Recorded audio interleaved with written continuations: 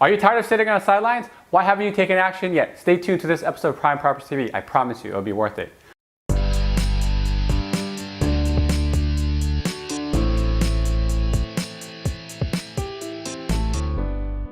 Good day, Toronto. Welcome to another episode of Prime Properties TV. So glad you could join us this week. Lately, Amy and I have been super busy trying to find a venue for the wedding. We've been trying to keep it local within an hour or two to better accommodate our friends and family. And I've learned that there are two wedding seasons. First is the regular wedding season, and the second is the wedding booking season. And I was like, what? Seriously? Apparently, the venues for the 2 years or even a year in advance get booked up between a year in advance of when you want them from September to December, which is the prime booking season. And you know what? If you start after Valentine's Day, you could be stuck with a Friday or Sunday wedding if you've been to one of those. No one really likes them. Who knew, right? So gents, if you're planning a proposal, consider seriously when you want to have the wedding, because finding a venue is tough. If anyone has any suggestions, I'd appreciate them. Thank you very much. In this week's episode, I want to talk to you about why you should stop sitting on the sideline. Whether this is for real estate investing, buying a home, or frankly, anything new in general, one of the best things you can do to actually learn is just actually do it.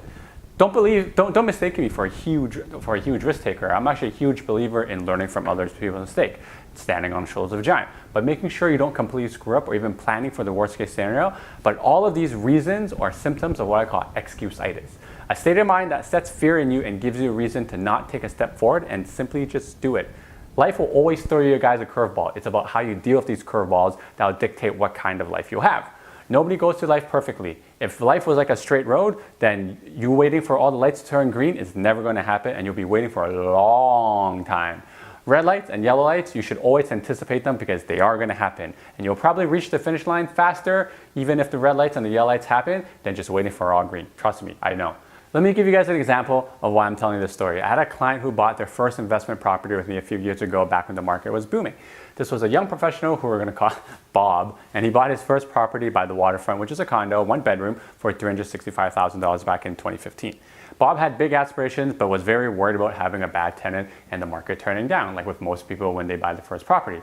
However, Bob studied many role models and told me that, you know what, all the guys he looks up to who are entrepreneurs have a portfolio of real estate, and he was determined to build one himself. So through the entire process, I could tell that he was hesitant. He was always asking me about when stuff was going to crash, and was always scared. But you know what? His goals propelled him to do something, and he was never held back by excuse-itis. Now, when we closed on the property, he was totally freaking out about finding the right tenant. We went through the entire screening process together, step by step, and I taught Bob what to look for so that you can mitigate headaches from finding a good tenant.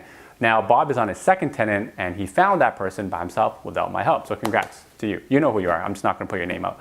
Although he called me to see what to do when the market was taking a turn a few months ago, he understood that as long as he has a tenant paying down the mortgage and his expenses are covered, the valuation of the property will not affect him at all. This is what I've been saying a lot. And just for a note, his 1-bedroom condo in the building that recently sold was $465,000. That's a $100,000 appreciation in the last year. Pretty good. And now we're looking for a second income property, trying to find him a good deal in a great area, like I've been saying. He told me this time that, you know what, the first time he bought a property, it taught him so much more that he's no longer afraid for a second time. Experience is the ultimate teacher, usually. And he also joked with me that when we were on tours that, you know what, he wished he bought a second one the first time around. And I said, yeah, me too, right? The funny thing is most people who are on their second property usually think back to their first and they're like, oh man, I wish I bought more. Because you know what, real estate tends to go up. And you know what, when they realize the first time it's not that hard, they tend to be like, oh, you know what, I should have bought a second one that time. That wasn't necessarily the usual tips and tricks of the trade, but I hope it helps you with your mindset. I have to say that mindset is about 80% of the battle, 80% of the time, and sometimes making a big life decision is really scary. But you know what's even scarier? Regret.